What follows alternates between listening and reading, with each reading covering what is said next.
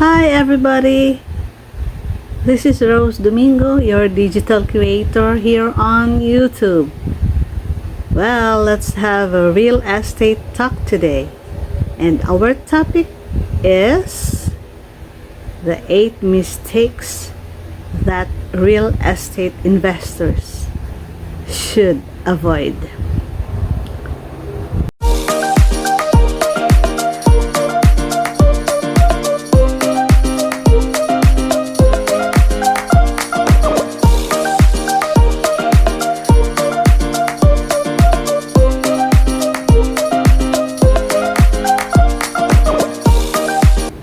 If you're just getting started in real estate investing, don't expect to become an expert overnight. You can indeed make money buying and selling properties, but it takes knowledge, determination, and skill. It also helps to know some of the classic mistakes that others make when they start investing in property. To help you avoid making them as well, number 1, failing to make a plan. The first thing to do is to make a plan. The last thing you want to do is buy a house without knowing how it will generate income or gains. When there's a hot real estate market, it can be hard to resist the buying frenzy. But you must take a step back and plan accordingly, including what to do if the market soars and your assumptions are wrong. Before getting a mortgage or plunking down cash, you need to decide on an investment strategy. What type of house are you looking for? For example, you're looking for a single family or multi-family property, vacation rentals, mixed-use commercial or office buildings. Just figure out your purchase plan, then look for properties that fit that plan. Number 2 is skimping on research. Before buying a car or a television set, most people compare different models, ask a lot of questions, and try to determine whether the purchase they are considering is worth the money. The due diligence that goes into purchasing a house should be even more rigorous. There are also research considerations for each type of real estate investor, whether a personal homeowner, a future landlord, a flipper, or a land developer. You should also ask a lot of questions about not only the property but also the area or the neighborhood in which it is located. After all, what good is a nice home if just around the corner of a college frat house known for its all-night keg parties, unless of course you're targeting student renters. The following is a list of questions that would-be investors should ask regarding properties that are considering. Number 1, is the property near a commercial site, or will major construction occur soon? What are the city's plans for the area and neighboring ones? Has the area changed, or is it expected to see major changes in terms of demographics or household types? Is the property located in a flood zone or a problematic area such as ones known for radon or termite problems? Does the house have foundation or permit issues that will need to be addressed? What major things in the house will need to be replaced? Or the appliances? What is the key reason why the house is being sold? Importante yan. How much did the previous owners pay for the home and when? If you are moving into a new town, are there any problem areas in town? What is the proximity to key necessities such as grocery stores, hospitals, and major employers. Number 3, to avoid problem in investing is doing everything on your own.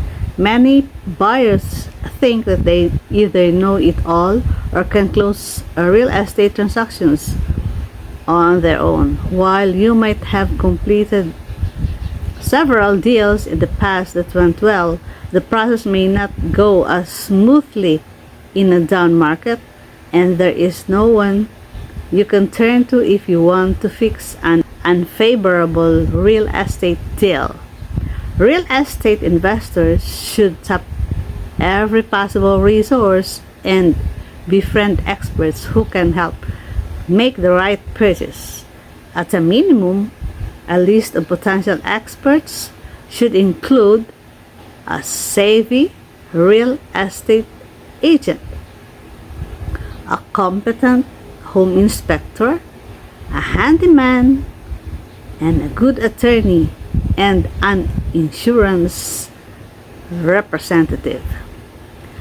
Such experts should be able to alert the investor to any flaws in the home or neighborhood, or in the case of an attorney, they may be able to warn you of any defects in the title or easements that could come back to haunt you down the line. Number 4, for getting real estate is local. You need to learn about the local market to make purchase decisions that are likely to help you turn a profit. That means drilling down on the land value, home values, levels of inventory, supply and demand issues, and more.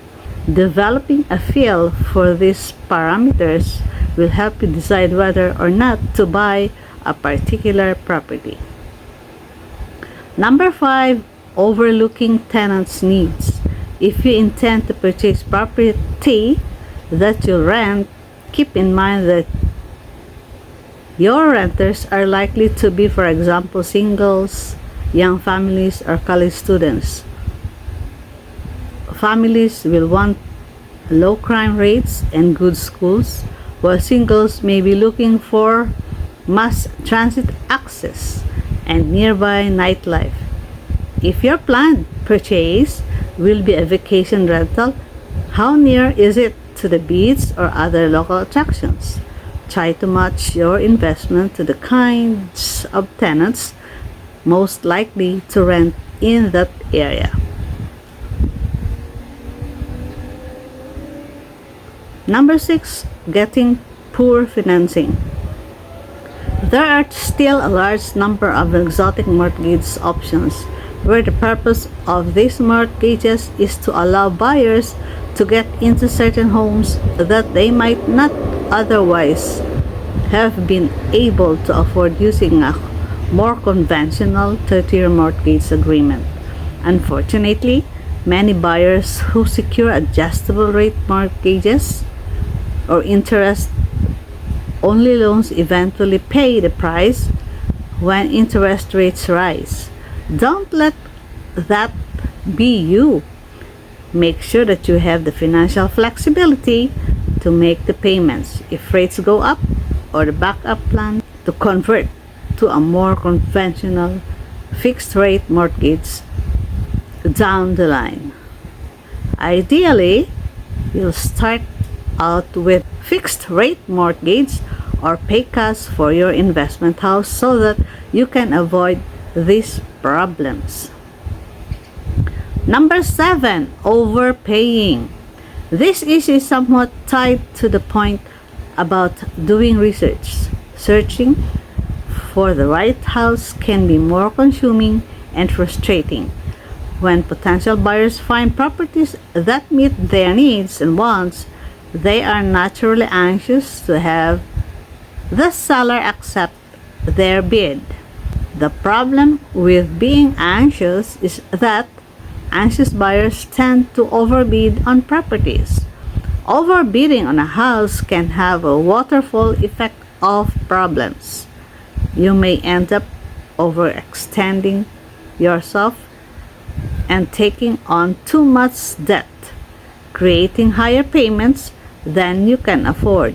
As a result, it may take years to recoup your investment.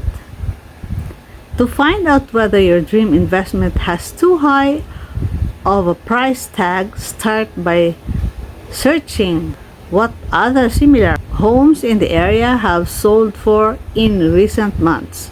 A real estate broker should be able to provide this information with relative ease, particularly with their access to a multiple listing real estate agent database.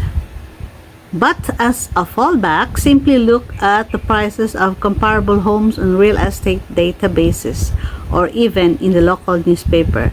Logic dictates that unless the home has unique characteristics that are likely to enhance its value over time, you should try to keep your bids consistent and other home sales in the neighborhood.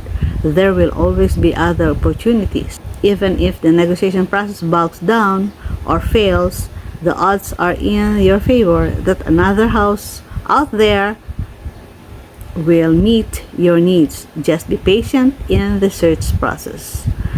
Number 8 is underestimating expenses.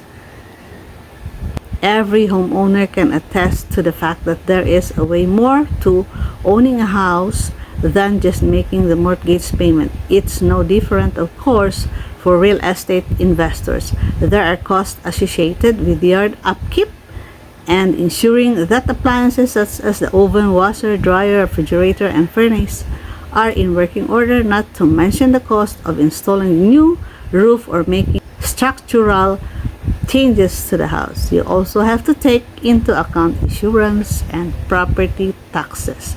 The best advice is to make a list of all the monthly costs associated with running and maintaining a house before actually making a bid.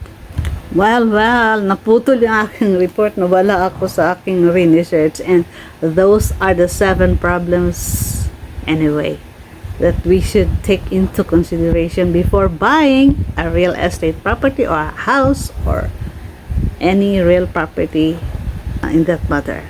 Thank you so much for watching. God bless and keep smiling. See you on my next real estate talk. Bye.